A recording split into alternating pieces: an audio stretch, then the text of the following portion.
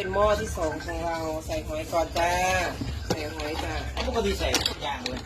ใส่หอยหอยใหญ่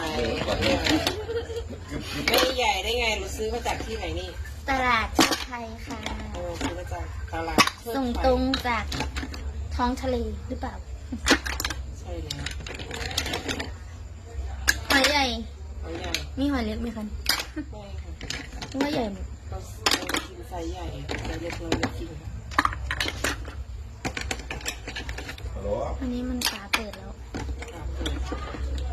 เปิดเองหรือว่า เปิดเอง ดี เราเปิดฝาไว้ทุกตัวเลยนะนี่